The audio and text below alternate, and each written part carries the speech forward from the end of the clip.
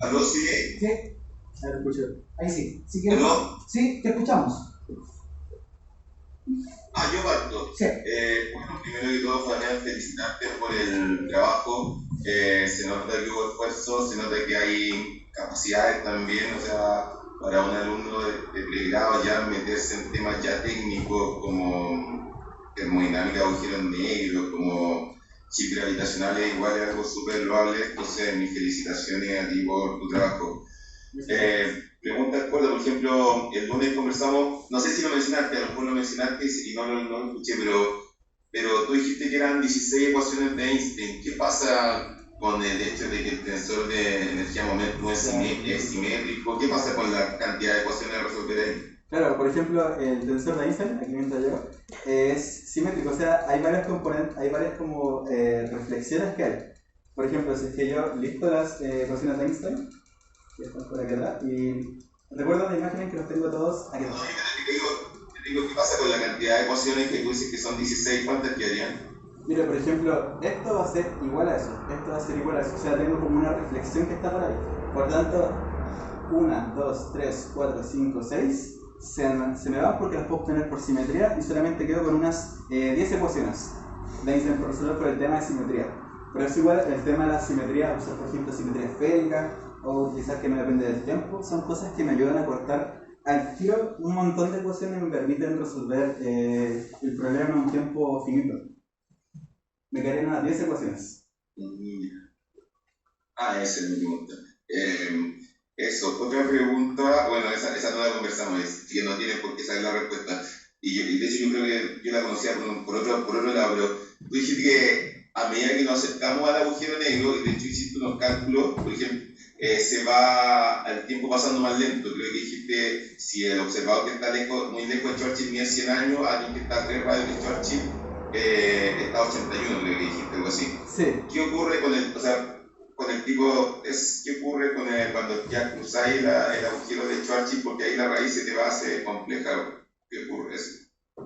Claro, por ejemplo, para un observador que está externo, este problema no nace puesto que el proceso de caer dentro de un agujero negro es un proceso que ocurre asintóticamente, o sea, van a pasar 1000 años, va a avanzar como medio centímetro, después de 1 millón de años va a avanzar como la mitad de eso. O sea, cada vez va más lento, pero nunca alcanza a entrar. Sin embargo, para un observador que está cayendo, desde el punto de vista del agujero negro, esto sí pasa instantáneamente, asumiendo que no nos morimos en esta entrada. Lo que ocurre, por ejemplo, es algo que se puede observar en el diagrama de Penrose, que la dirección del tiempo y del espacio parecen invertirse. Déjame que lo tenga aquí. En esta imagen por aquí. Por ejemplo, si nosotros tenemos masa y estamos cayendo dentro del agujero negro, aquí dentro lo que ocurre es de que las líneas de igual tiempo ya no son horizontales, sino que son verticales. Por tanto, el tiempo parece avanzar hacia otra dirección, mientras que el espacio tiene este avance hacia arriba. Ahora, lo que ocurre es que una vez que estamos adentro, todo lo que podemos hacer es avanzar hacia arriba. O sea, la singularidad eventualmente se encuentra en un punto del futuro. Una vez que caemos dentro del agujero negro, irremediablemente caemos en la singularidad. No porque la singularidad esté en algún punto del espacio, sino porque se encuentra en el futuro de la partícula que cayó. No sé si eso lo explica o se refiere como al tema de qué ocurre con la raíz. Bueno, sí, pero es igual de cierta forma me contestaste tu opinión adicional. O sea, ¿qué pasa cuando ya, si lo comparas con un observador que está a un radio menor al de Schwarzschild, donde la raíz se va compleja? Entonces esa analogía ahí ya no era válida, pero no, pero tu respuesta igual está por otro lado, claro. Y la última pregunta, tú en tu tesis escribiste un capítulo sobre qué ocurre con la primera ley de la termodinámica de agujeros negros regulares, comparado con el agujero negro de Schwarzschild, que el agujero negro de Schwarzschild es válido el decir de m igual TdS. ¿Qué ocurre con agujeros negros regulares según lo que escribiste tú en tu tesis? Claro, por ejemplo, el agujero negro regular lo que ocurre es que tiene este campo extra de energía, por tanto, nosotros tenemos que agregar esta contribución extra a la energía que se agrega. Por ejemplo, si es que yo puedo escribir como la masa en términos de R, la puedo escribir en términos de una integral de la densidad de energía que se encuentra ahí. Yo luego lo que hago simplemente es que esta de 0 a infinito, o sea, integro en todo el espacio, puedo separar la parte que se integra hasta el horizonte de eventos, después está el infinito y me queda esto. Entonces, por ejemplo, aquí tenemos lo que es la masa efectiva que se siente a un radio dado. Si estamos justo fuera del agujero negro, la masa efectiva va a ser igual a la masa del agujero negro de Churchill. Sin embargo, hay esta contribución extra que está aquí. Lo que se hizo en el trabajo de tesis fue utilizar eso extra que quedaba para obtener modificación a la primera ley. Entonces, por ejemplo, lo que ocurría era que ya no teníamos como esta... el tener esto hacía que cambiaran cosas como la temperatura o hubieran cosas como una fuerza generalizada extra producto de haber introducido el parámetro beta. Entonces ocurrieron ciertas modificaciones para que hubieran un centro que calzaran la ecuación, porque por ejemplo, si es que uso la termodinámica clásica de toda la vida para los agujeros negros regulares y sigo las líneas de hacer los cálculos, puedo llegar por ejemplo a dos expresiones distintas para la temperatura. O puedo llegar, por ejemplo, expresiones distintas para la entropía. Entonces, esas incongruencias son al final cosas que me indican un error o algo problemático. Yo me basé un poco en un artículo del 2022 en el que hacen esta modificación sobre los agujeros negros regulares y se utiliza esta técnica. Después aquí se deriva con respecto a todos los parámetros posibles, con respecto a la masa, se deriva con respecto a R y con respecto al parámetro beta. Y se obtiene finalmente una primera ley modificada. Sin embargo, en la presentación me concentré más en el tema de los T gravitacionales, ya que los podía conectar, por ejemplo, con lo que vimos cosas como cómo se cambia el tiempo o cómo cambia el espacio, que encuentro que eso era bastante amigable y, por ejemplo, la conexión de ver que un cambio en el tiempo y un cambio en el espacio cambian las órbitas me parece algo bastante bonito. No sé si respondí su pregunta con eso, porque ahí está la modificación. Sí, muchas gracias, todo bien. Por mi parte no tengo más preguntas. Muchas gracias. Muy bien, muchas gracias. Profesor, por favor, usted. Ok, bueno, lo primero que todo, Fabián, es felicitarte y también agradecerte tu tiempo, tu dedicación, tu esfuerzo. Creo que fue muy productivo nuestro trabajo. Dicho eso, te quería hacer dos preguntas un poco relacionadas con tu presentación. Quisiera también transmitirle al resto de que Fabián, además, escribió su tesina y que su tesina es mucho más amplia que esta. Por una cosa de tiempo, ahora obviamente no puede mostrar todo, pero su tesina de verdad que es muy buena. Tú mencionaste, solamente digamos, la primera cosa que quiero saber, si tú, cuando mencionaste los agujeros blancos, ¿qué son los agujeros blancos? Ya, eso es bien interesante. Por ejemplo, aquí voy a sacar el diagrama de Penrose. Lo que hice en el diagrama de Penrose fue, bueno, no lo hice yo, sino que lo hizo la gente, fue hacer esta expansión, o sea, un diagrama de Penrose expandido. Aquí está. Ya, por ejemplo, aquí lo que tenemos es el espacio, este es el espacio claro en Minkowski, las cosas luz avanza hacia arriba y todo acaba hacia allá. Quiero que recuerden ese concepto. Por ejemplo, si es que yo tengo una partícula, la partícula eventualmente va a caer dentro del agujero negro y va a quedar atrapada. O sea, nada va a escapar del agujero negro. Sin embargo, si es que yo tengo una partícula dentro de esto que es considerado un agujero blanco, lo que ocurre con las partículas que nacen aquí es que eventualmente escapan. O sea, todas las partículas que avanzan hacia arriba eventualmente son capaces de escapar de este agujero. Se llama un agujero blanco porque, a diferencia del agujero negro que nada puede escapar, en el agujero blanco nada puede entrar. Solamente todo constantemente sale de ahí. Incluso si es que alguna de las cosas interesantes puede relacionarlo cosas como con el Big Bang, cosas así. Es decir, por ejemplo, que es literalmente el Big Bang sería irme como mucho a asumir ciertas hipótesis que son verdaderas, pero esta expansión del diagrama de Penrose por lo menos son muy útiles para ver, para estudiar ciertos casos muy interesantes. Incluso a veces el estudio de un caso que sea interesante, aunque no sea físico, es muy útil porque nos permite mejorar nuestro entendimiento sobre los fenómenos. Entonces, en este caso, si bien nunca hemos observado un agujero blanco hasta la que sepamos, el agujero blanco lo que hace es que todo nace aquí, todo escapa. Y ya que todas las partículas avanzan hacia arriba, nada puede entrar dentro de ella. Ese sería un agujero blanco dentro de este contexto. Súper. Mi última pregunta tiene que ver con la segunda parte de la termodinámica, el calor específico. Sí. ¿Ya? ¿existe la posibilidad de que pueda haber una transición de fase mirando todo el proceso? ¿Que existe una transición de fase? ¿Qué es lo que significaría eso? Claro, mira, por ejemplo, yo tengo entendido las transiciones de fases como si yo tomo la energía de... Perdón, me está ahí confundiendo. Tomo la energía libre de Gibbs. Si la energía libre de Gibbs de repente encuentro cosas como discontinuidad en estas cosas, van a ocurrir puntos en donde los calores específicos se vuelven infinitos. Por ejemplo, tengamos el agua. Lo que ocurre en el agua es que yo la caliento hasta cierto punto, va a llegar un momento en el que la temperatura va a seguir subiendo y subiendo y subiendo. Sin embargo, en algún punto la temperatura va a dejar de subir y lo que va a ocurrir es que la nueva energía que yo ingreso ocurre o es usada para cambiar una molécula de agua líquida en vapor. Y la temperatura no está cambiando en ese punto. O sea, esta cosa tiene una capacidad calorífica infinita, de que no importa cuánto cambio hay de temperatura, no importa cuánto el calor que le meto, no parece haber un cambio de temperatura en esto, sino que todo esto es utilizado para cambiar de fase las moléculas que se encuentran de agua. Entonces, eso mismo ocurre por aquí en los cambios de fase de agujero negro. Una cosa que no visité mucho, pero sería muy interesante junto con la otra idea de cálculo del tiempo de vida, es el tema en qué momento esta capacidad calorífica se vuelve infinita. ¿En qué momento existiría este cambio de fase y qué significaría? Por ejemplo, quizá podría ocurrir algo interesante si es que de alguna forma este núcleo de Sitter pudiese salir afuera del agujero negro. ¿Qué pasaría en ese caso? ¿Sería algo físico o no? Ahí, por ejemplo, es cuando entra en la herramienta termodinámica para poder estudiar ese fenómeno. Pero, por ejemplo, en este caso ahora mismo hay cosas que no ocurren de manera tan obvia. Por ejemplo, el signo está definido por esto.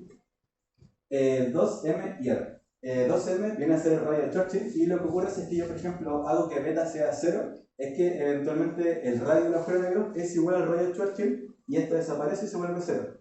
Y también otra cosa interesante además es que cuando despejé esta ecuación, para que beta sea un número real, tiene que ocurrir que el radio del agujero negro sea siempre menor que este radio de Churchill, que 2m. Entonces se observa como esta especie de límite que ocurriría ahí, y si es que por ejemplo se pasara, ya beta sería un número complejo. Y ahí también viene el tema de la interpretación que se le da a esto. Porque al final tenemos que tener en cuenta que todos estos son modelos matemáticos, y esos modelos matemáticos no son perfectamente la realidad, pero eso no quiere decir, por ejemplo, que sean totalmente inútiles.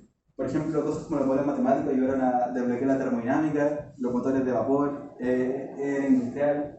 Entonces, los modelos son las mejores cosas que tenemos. Hasta ahora con este modelo se ponen estas restricciones, por ejemplo que R no sea mayor que el radio de Churchill, y eso también eventualmente tenemos que conectarlo con alguna interpretación. ¿Hay acaso algún mecanismo que evita que el radio de Sitter escape fuera del agujero negro? Ahí entran como todos estos temas. Posiblemente ahí también habría un cambio de fase o algo más interesante por ahí. Super, muchas gracias. Bien. Muchas gracias. Profesor, Miguel, ¿alguna pregunta? ¿Alguna pregunta o comentario? Por ejemplo, los diagramas de Penrose son muy interesantes, cosas así. Fabián, respecto a tu presentación, súper buena. Muchas gracias. Yo no soy experto en el tema, así que si entendí todo 100%, no importa. Pero súper buena, manejaste muy bien todo, la respuesta es súper buena. Mira, te quería preguntar, tú delante mencionaste tal como el asunto de los agujeros blancos, algo, no sé si se llama universos paralelos, mencionaste eso. Claro. ¿Podrías explicar ¿Por qué esa cosa esotérica?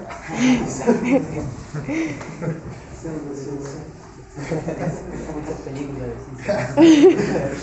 Suena como a Hollywood. Marvel. Sí, porque este es el diagrama que está aquí. Aquí, por ejemplo, lo que tenemos, lo que estamos observando es un agujero negro eterno. O sea que desde que existe el universo, este agujero negro ha estado ahí.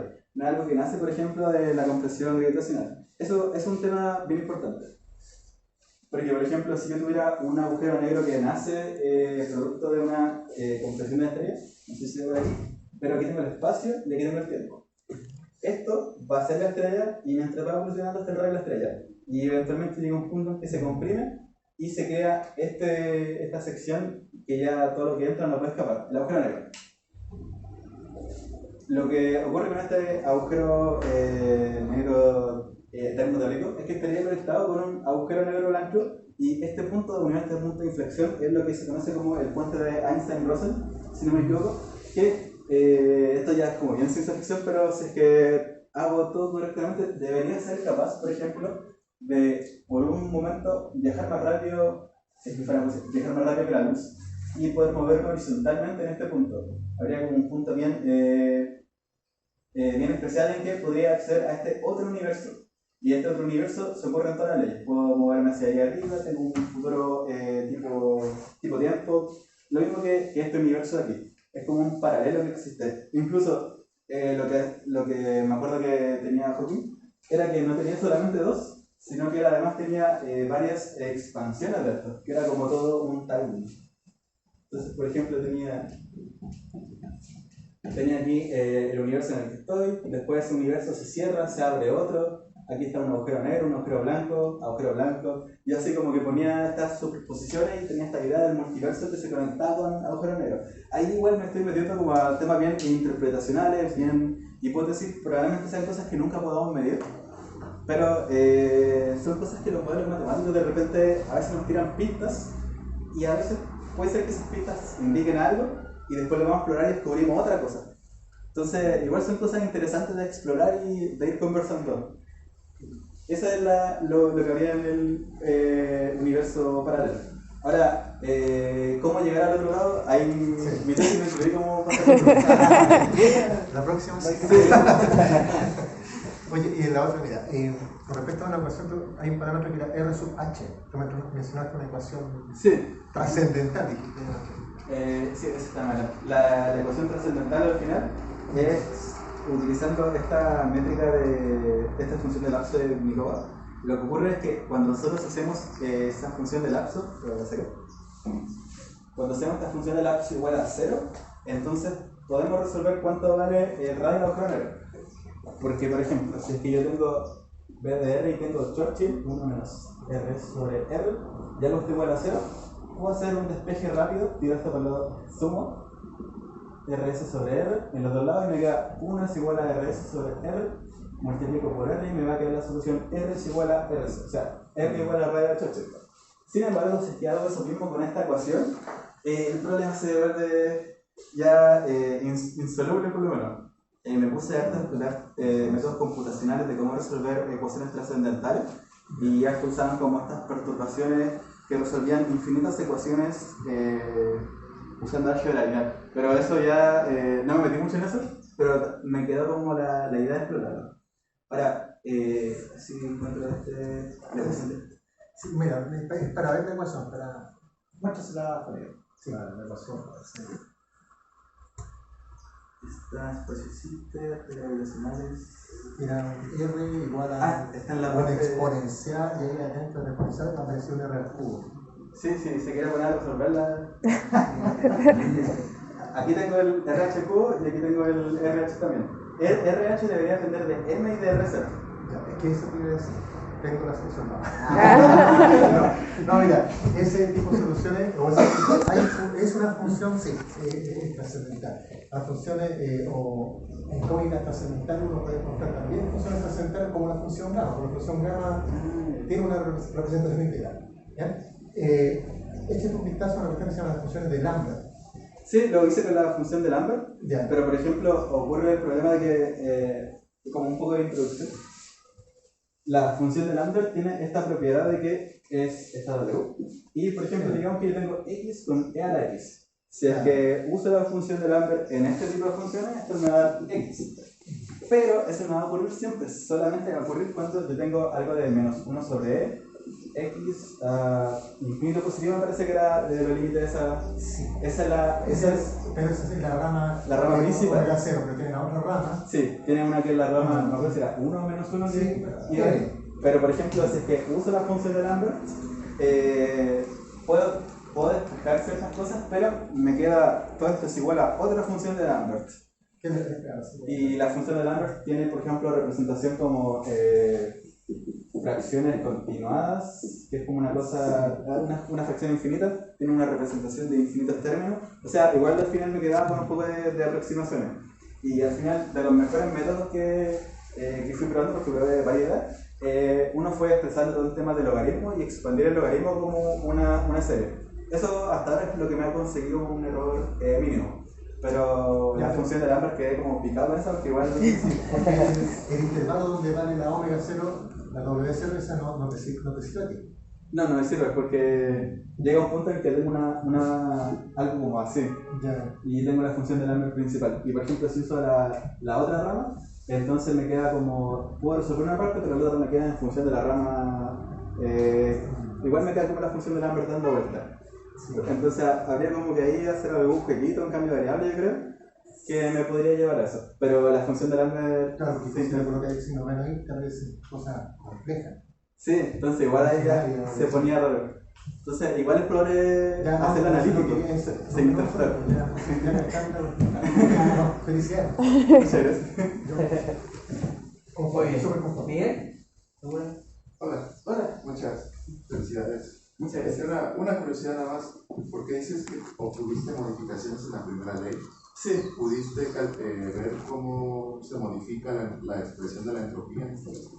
Mira, por ejemplo, la entropía, aquí cuando se hacía la modificación de la primera ley, habían dos elecciones que se podían hacer. Uno era mantener la temperatura de Hawking y modificar la entropía, y la otra era modificar la temperatura de Hawking y mantener la entropía.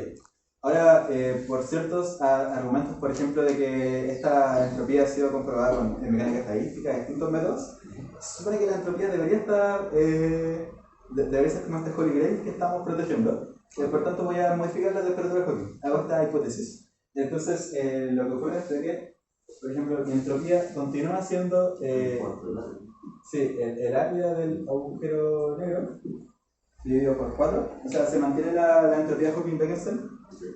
Ahora, igual hay ciertos artículos que modifican esta y nacen ciertas implicaciones. Por ejemplo, ponerle un logaritmo, algunos tipos de funciones que crezcan monótona. Esa es una función como que siempre está creciendo. Se me pilla como la palabra para monótona. Sí, una función monótona. Y eso le da exactamente casi a cero. ¿Cuál es la exactamente casi? Sí, siempre está, no importa si es lento o algo así, pero siempre está creciendo. Ahora, lo que se hizo fue mantener esa parte de la entropía y modificar la otra. Ahora, déjenme escribir una de cómo se modificó. Por ejemplo, una modificación que ocurre aquí es de que yo tengo la ecuación por allá de la masa, de esta masa m, y tengo también esta integral de RH infinito, y esto que depende de beta y depende de m. Entonces tengo esta integral. Esto al final es una ecuación. Entonces lo que se hizo aquí fue obtener estos como obtener estos diferenciales por aquí. Y lo que hago, por ejemplo, obtener derivadas, por ejemplo, que depende de RH, que depende de beta y que depende de m.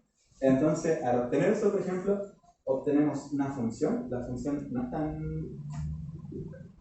es tan simple, y del otro lado, por ejemplo, me da lo que va a ser la temperatura de Hawking, RH, y bueno, esto no va a ser como al tiro de temperatura de Hawking, y aquí, por ejemplo, va a ser otra cosa por E de beta.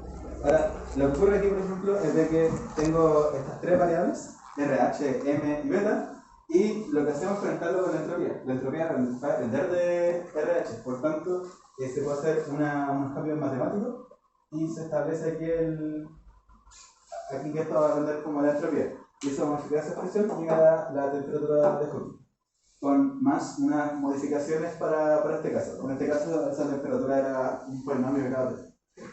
Y también lo que hace esta modificación de la primera ley es que me introdujo esta parte extra. Por ejemplo, si yo cambio beta, esto funcionaría como, por ejemplo, si yo tengo presión y cambio el volumen. Habría una especie de trabajo por ahí. Pero hay un trabajo de interpretación también de qué sería eso. Entonces, harto por ahí. Y otra modificación que ocurre es de que ya no tengo como una masa puntual, sino que tengo este tensor de energía momento en esta distribución. Por tanto, hay unas modificaciones para cómo medir la energía. La energía ya no es directamente un cambio de energía ya no es directamente un cambio de masa, sino que va a ser como todo esto de acá. Entonces, todo esto al final es con la energía total del agujero negro. Esas son las modificaciones que ocurrieron en la primera ley. Como ve, no le agregué momento angular ni nada, intenté mantener simple. Muchas gracias. Pero si quiere ver la tesis, ahí está como también. Ok, sí, gracias. Le recomiendo leer la tesis. Autopromoción. Vengo. Bueno, no hay más profesor. Yo voy a hacer preguntas, porque tú estás en la mención de computación científica, ¿cierto? Sí. Perfecto. Entonces yo voy a tocar ese tema. No tengo idea de lo que tú hablas, o sea, no soy experto. ¿Cuáles fueron los desafíos, en este caso, en cómputo que tuviste que sortear y cómo lo hiciste? Claro. Por ejemplo, el primer cómputo difícil con el que me encontré, apenas tuve acceso al problema, que quería calcular cuánto era el radio de la agujero negro. Y eso fue un viaje total porque ahí encontré que ya no tenía una forma directa de resolverlo. Ahí, por ejemplo, comencé con aplicar estas... expandir, por ejemplo, una función la puede expandir como infinitos términos. Y lo que debe ocurrir es que a ciertos términos, si es que yo estoy, por ejemplo, con R0 muy grande comparado a esto, o con M muy grande comparado a eso, si es que yo, por ejemplo, tengo 1/2 y lo elevo, por ejemplo, a la 5, va a ser un número muy pequeño. Si yo lo elevo a la 10, va a ser todavía más pequeño. Entonces, si tengo un número menor que 1 y lo elevo a un número grande, eventualmente se hace 0. Entonces, lo que hacemos en expandir estas funciones grandes es esperar que en algún punto se cancelen. Pero en este caso yo, si es que cancelaba algo, era todo imposible decir que esto iba a ser siempre mayor que lo otro. Por tanto, ahí ya tenía problemas con los métodos que se acostumbraban en métodos numéricos. Entonces, ahí entró la idea computacional y lo fui resolviendo mediante distintos métodos. Uno de esos métodos, que es el que me gustaría hablar, es el método Newton-Raphson, en el que nosotros tenemos una ecuación y nosotros queremos que esa ecuación sea saber para cuánto es igual a 0. Entonces, hacemos una primera estimación. Y lo que hacemos es ver si es que, por ejemplo, estamos arriba o estamos abajo con esa estimación. Y después ver cómo hacia dónde apunta la derivada para que nos dé una mejor estimación siguiente y ir repitiendo ese proceso una y otra vez hasta que obtengamos un punto en que el error es muy pequeño. Entonces ahí ya llega como un poco esta idea de poder resolverlo. Otra cosa que por lo menos a mí me gusta harto es el tema de la estimación de parámetros, en el que yo tengo mi modelo, tengo todo eso, y hago un test de hipótesis y digo ya, mi dato o mi modelo predice los datos.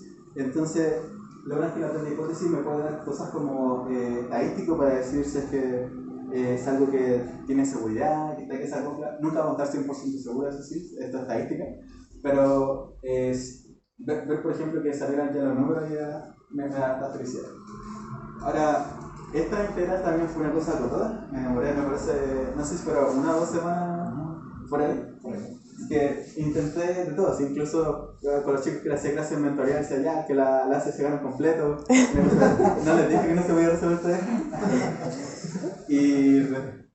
y se intentó decir. Entonces, igual en esa exploración de cómo resolver esto numéricamente, volví a revisitar todos los temas de la mención de computación, volví a revisitar, por ejemplo, como esta idea de integrando, y nacieron cosas bien interesantes, por ejemplo, técnicas como las cuadraturas gaussianas, que a diferencia de tener mi función y cortarla uniformemente y ahí cómo hacer los puntos, optimiza también cuáles son los puntos a tomar.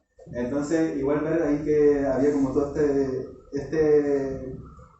que al final todos estos 4 semestres de computación total me parece, al final son como una pincelada de todo lo que hay. O sea, chicos, quiero que sepan que hay un montón de temas que no están resueltos en física. Pueden abrir un libro el día de hoy, ver qué artículo se sacó la semana pasada, y son problemas que si uno le da el tiempo puede acabar resolviéndolos, y muchas veces son temas de que alguien no le da flojera un poco hacer la computación, seguir esta parte aquí, de repente hay cálculos que tienen un montón de cosas entre medio, y siempre hay ideas nuevas que probar. Por ejemplo, la misma ecuación trascendental que le mostré, ya se me perdió, pero está al final.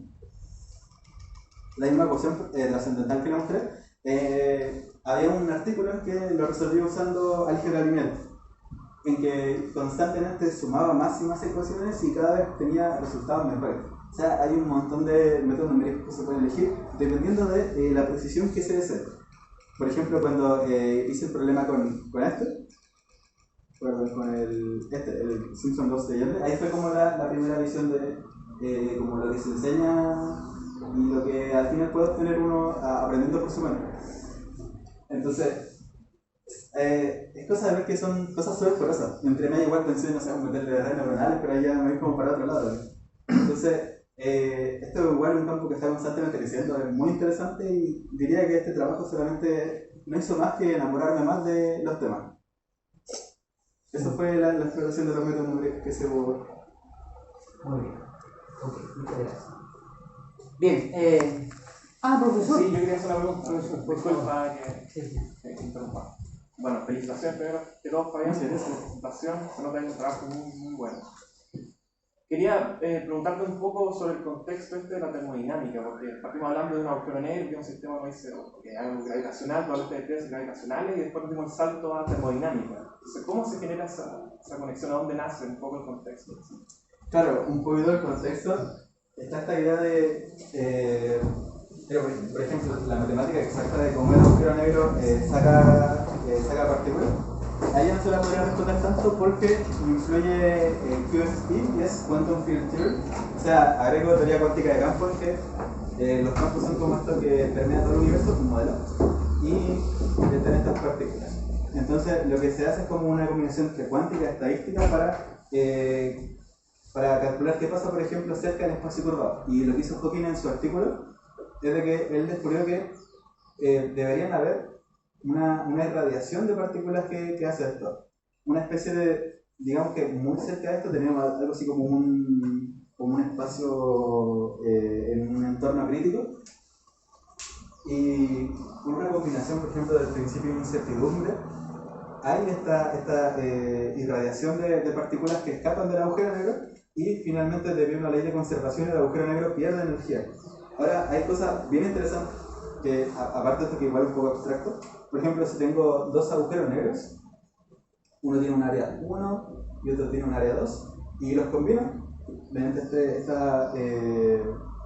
a veces hacen como una danza, en esa danza pierden energía con ondas gravitacionales, pero digamos que solamente los combino así, el área total del agujero negro va a ser mayor que la suma de las áreas originales. Entonces ahí igual está como esta idea de que el área es algo que siempre está aumentando y nunca es capaz de disminuir. Incluso, por ejemplo, si yo tengo un agujero negro que rota, que esto no lo visité en la tesina, pero un proceso que le voy a contar, que yo puedo tirar una partícula ahí y el agujero negro, al rotar y hacer un objeto tan masivo, se lleva como un poco el espacio consigo mismo, como que raya la tela junto a sí mismo y hace que una partícula pueda como ser acelerada un poco más de eso y robarle un poco de energía al agujero negro.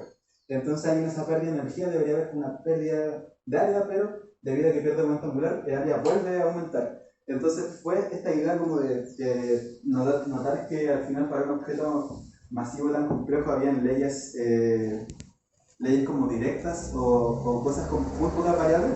Tengo este sistema muy complejo que se hace muy simple o que se puede estudiar de manera muy simple. Tengo entonces ahí la termodinámica. Tengo, por ejemplo, si tuviera el agua, son un montón de moléculas, un solo pedacito de agua ya tiene como 6,02 por día a la 23 átomos.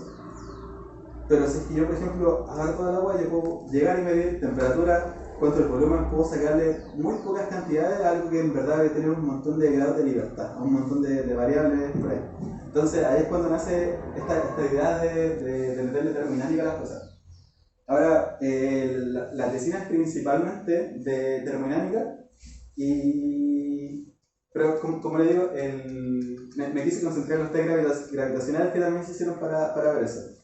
Ahora, la termodinámica igual la incluí como pude porque ya, como ves, tenía harta diapositiva y por lo menos intenté explicar como las partes fundamentales o principales de qué es lo que se quería hacer con la termodinámica, cuál era el problema principal que había en eso y también las correcciones que se iban haciendo en esa parte. Así que igual fue como un salto ahí. ¿Puedo complementar un poquito? Claro. Además, la idea es que la termodinámica, con la approach termodinámica, no es muy fácil obtener resultados observacionales. Entonces, la idea es hacer primero los tests, es obtener los valores de esta teoría para poder después ocuparlo en la termodinámica y estudiar, digamos, si es que hay transiciones de fase, etcétera, etcétera. Pero es para tener idea, lo primero era como para tener Se idea. complementan ambas. Ajá, claro. Como para no graficar, digamos, cualquier cosa. Claro.